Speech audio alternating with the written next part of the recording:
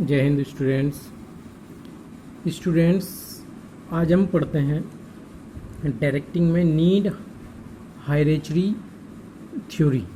Need hierarchy theory students, Maslow ने hierarchy पदानुक्रम theory की आवश्यकता बताई है। Motivation is a psychological phenomena. Motivation एक साइकोलॉजिकल फिनोमिना है and the need of the employees, और एम्प्लॉयज़ की आवश्यकता है। Play very important role in motivation. व्यक्ति की आवश्यकता एक महत्वपूर्ण भूमिका निभाती है मोटिवेशन के लिए। To understand the need of human beings we must learn Maslow's need hierarchy theory. व्यक्ति की आवश्यकता को जानने के लिए, समझने के लिए हमें मैस्लो की हायरार्ची थ्योरी को जानना होगा। क्या है ये hierarchy theory? Maslow's need hierarchy theory. Need for the desire is a very important element. किसी भी वस्तु की आवश्यकता, किसी भी वस्तु की डिज़ायर इम्पोर्टेंट होती है मोटिवेशन के लिए। The employees get motivated only for their needs and if the needs are fulfilled completely then it is not possible to motivate the employees। किसी भी व्यक्ति को मोटिवेट करने के लिए उसको आवश्यकता का होना जरूरी है। Maslow has given a sequence for hierarchy of needs in the following way. Maslow ने आवश्यकता के थ्योरी की कुछ सीक्वेंस दी है। मैस्लो ने कहा है कि पहला जो आवश्यकता है वो है साइकोलॉजिकल नीड। क्या स्टूडेंट्स? Psychological needs.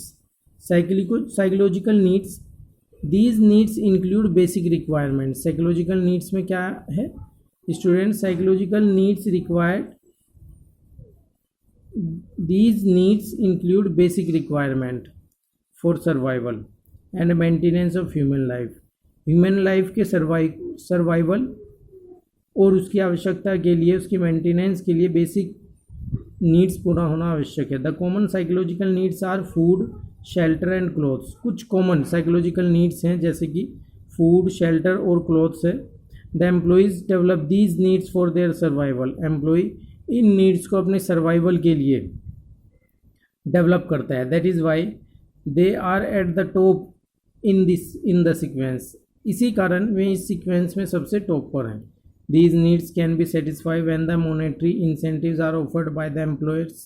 एम्प्लॉयर के द्वारा एम्प्लॉय को यदि मोनेटरी इंसेंटिव्स दिए जाते हैं तो इस नीड को पूरा किया जा सकता है। नंबर 2 पे student, safety and security needs. Once the present day psychological needs are fulfilled, अगर एक बार साइकोलॉजिकल नीड्स पूरी हो जाती है, then the people start thinking about their future. तब व्यक्ति अपने फ्यूचर के बारे में सोचता है। यानी कि साइकोलॉजिकल नीड्स पूरी हो जाने के बाद व्यक्ति अपने फ्यूचर के बारे में सोचता है। As they want to secure their future by making sure that in future also they continue to satisfy their psychological needs. तब व्यक्ति अपनी सेफ्टी के बारे में सोचता है, अपने फ्यूचर के बारे में सोचता है कि क्या उसका फ्यूचर सिक्योर है या नहीं है। Under safety and security there are 2 categories. Safety और सिक्योरिटी में 2 तरह की कैटेगरीज आ जाती हैं। Number 1 physical security, number 2 economic security, which means safety from illness, accident, fire etc। दूसरा economic security, which means having sufficient funds to meet the future psychological needs and to come out of physical security threat.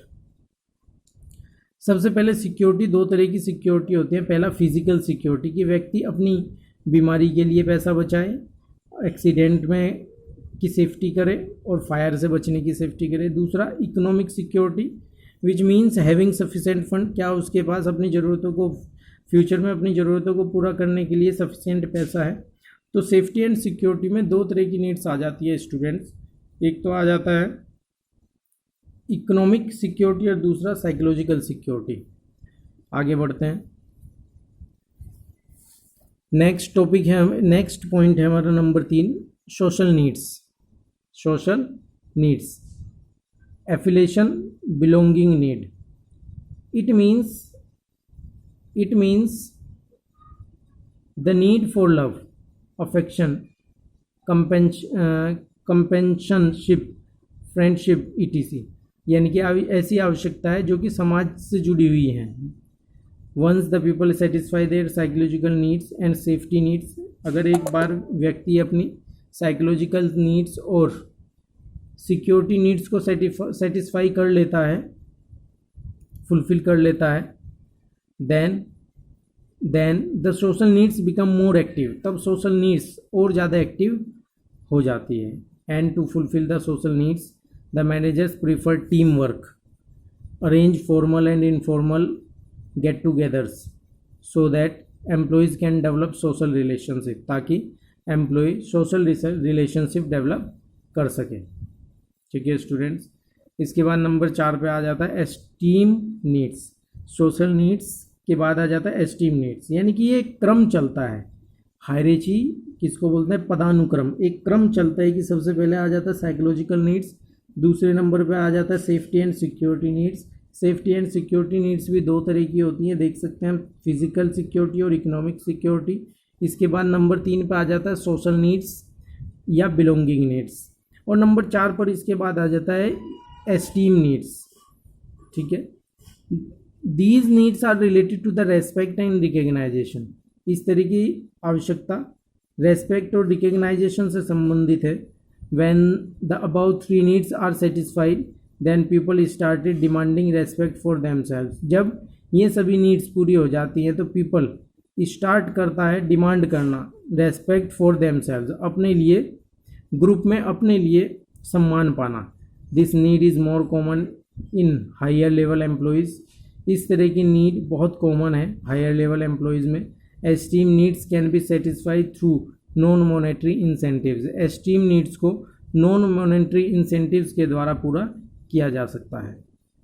आगे बढ़ते हैं, ये हमारी 4 needs थी। 4 needs के बाद number 5 की जो नीड्स आ जाएगी स्टूडेंट्स, नंबर 5 की जो हमारी नीड्स है वो देख सकते हैं आप।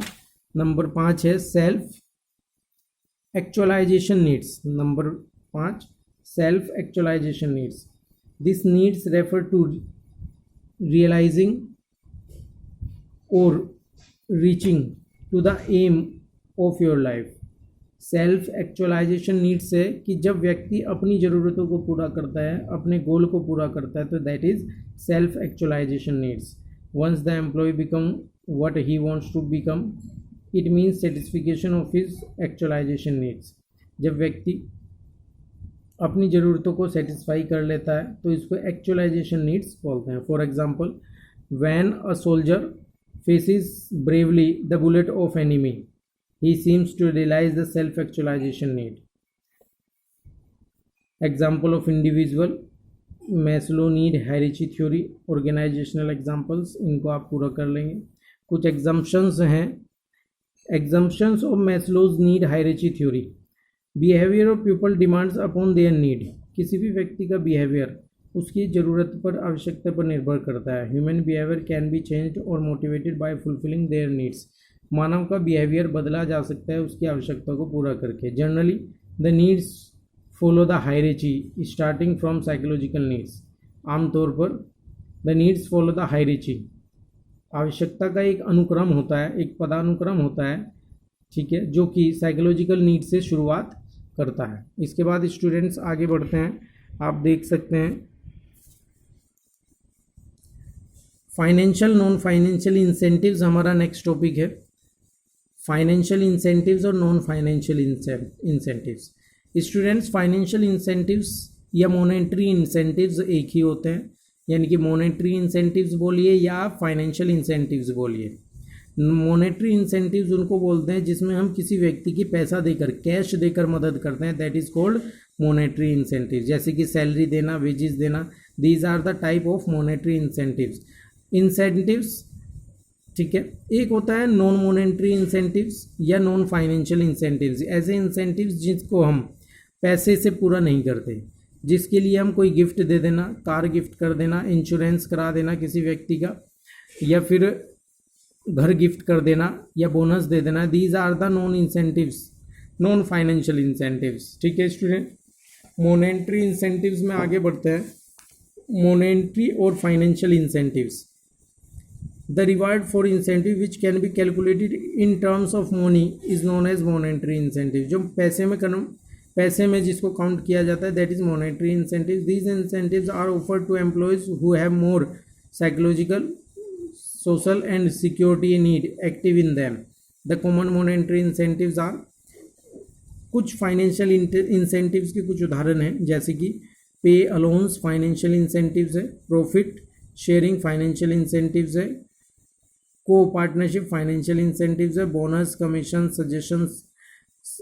Suggestion system, productivity linked, recruitment benefits, retirement benefits, perks, fringe और बेनिफिट्स। ये कुछ फाइनेंशियल इंसेंटिव्स है। इसके अलावा नॉन फाइनेंशियल इंसेंटिव्स है कुछ जैसे कि organisational climate, career advancement, job enrichment, employ recognisation, job security, employees participation, employees empowerment. ये कुछ नॉन फाइनेंशियल इंसेंटिव्स है।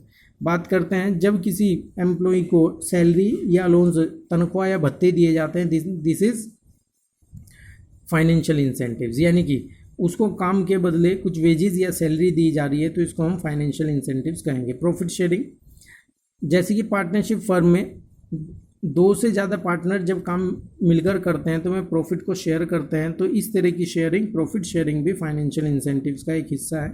को पार्टनरशिप, स्टॉक ऑप्शन, पार्टनरशिप में, ओनरशिप में जब किसी के साथ मिलकर काम करते हैं, कंपनीज में काम करते हैं तो इसको हम को पार्टनरशिप या स्टॉक ऑप्शन कहते हैं। यह भी एक तरह से फाइनेंशियल इंसेंटिव्स का ही पार्ट है। स्टूडेंट्स आगे बढ़ते हैं। Number 4, bonus. Bonus is also a financial incentives. Commission is also a financial incentives. Suggestion system financial incentives.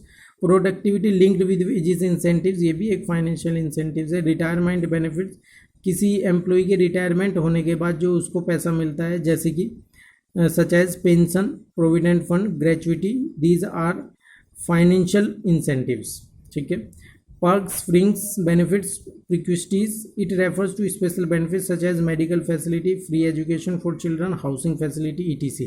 यानी कि कंपनी के द्वारा घर दे देना रहने के लिए, कंपनी के द्वारा इंश्योरेंस, मेडिकल फैसिलिटी दे देना, फ्री एजुकेशन देना, ये सभी फाइनेंशियल इंसेंटिव्स के उदाहरण हैं। आगे बढ़ते हैं। नॉन मॉनेटरी या non financial incentives. Non monetary या नॉन फाइनेंशियल इंसेंटिव्स उनको बोलते हैं जिनको मनी में कैलकुलेट नहीं किया जाता है, जैसे कि स्टेटस, किसी का तनख्वाह वही है लेकिन उसका पद बढ़ा दिया, उसका स्टेटस बढ़ा दिया, तो that is non financial incentives. आगे बढ़ते हैं स्टूडेंट्स। ऑर्गेनाइजेशनल क्लाइमेट, ऑर्गेनाइजेशन का क्लाइमेट अच्छा है, यानी कि कोई व्यक्ति अच्छे कैंडिडेट्स को भर्ती करता है जिससे कि काम करना वहाँ सुविधाजनक रहता है, इसको ऑर्गेनाइजेशनल क्लाइमेट बोलते हैं। यह भी नॉन फाइनेंशियल इंसेंटिव्स का एक उदाहरण है। करियर एडवांसमेंट, मैनेजर्स के द्वारा आपको प्रमोशन दिया जाना, आपकी स्किल को देखते हुए, एफिशिएंसी को देखते हुए, ये भी एक नॉन फाइनेंशियल इंसेंटिव्स है। जॉब एनरिचमेंट, असाइनमेंट और challenging jobs, employees get bored by performing routine job perform करके एम्प्लॉय बोर हो जाते हैं। They enjoy doing jobs which offer them variety and opportunity to show their skills. ठीक है। Employ को जब चैलेंजिंग जॉब दी जाती है तो ये भी एक नॉन फाइनेंशियल इंसेंटिव्स का उदाहरण है। एम्प्लॉयज़ रिकॉग्नाइजेशन, किसी भी एम्प्लॉय को रेस्पेक्ट और रिकॉग्नाइजेशन देना भी नॉन फाइनेंशियल इंसेंटिव्स है। जॉब सिक्योरिटी भी नॉन फाइनेंशियल इंसेंटिव्स है। एम्प्लॉयज़ पार्टिसिपेशन भी नॉन फाइनेंशियल इंसेंटिव्स है। ऑटोनोमी, एम्प्लॉयज़ एम्पावरमेंट, एम्प्लॉय को एम्पावरमेंट, सशक्त करने के लिए जो ऑटोनोमी दी गई है वो भी नॉन फाइनेंशियल इंसेंटिव्स का ही एक हिस्सा है। स्टूडेंट्स आगे बढ़ते हैं। आगे जो हमारा टॉपिक होगा स्टूडेंट्स वो होगा लीडरशिप। ठीक है। ये तीसरा कंपोनेंट हमारा आ जाएगा। सबसे पहले हमने सुपरविज़न पढ़ा, उसके बाद हमने मोटिवेशन पढ़ा, मोटिवेशन के फीचर्स, इम्पोर्टेंस हमने जानी, फाइनेंशियल और नॉन फाइनेंशियल इंसेंटिव्स के बारे में हमने पढ़ा। आगे हमारा एक और इम्पोर्टेंट टॉपिक लीडरशिप आ जाएगा। लीडरशिप होता है नेतृत्व प्रदान करना। ठीक है स्टूडेंट्स, कि हम किस तरह से ऑर्गेनाइजेशन में रहते हुए ऑर्गेनाइजेशन में नेतृत्व प्रदान कर सकते हैं, नेतृत्व प्रदान कर सकते हैं। ठीक है स्टूडेंट्स, आप इस टॉपिक को अपने अच्छे से क्लियर करेंगे। कोई डाउट्स होगा तो आप उसको पूछ लेंगे, ठीक है। Okay, thank you very much. जय हिंद। कल नेक्स्ट वीडियो में हम नेक्स्ट टॉपिक को देखेंगे, पढ़ेंगे। Thank you. जय हिंद।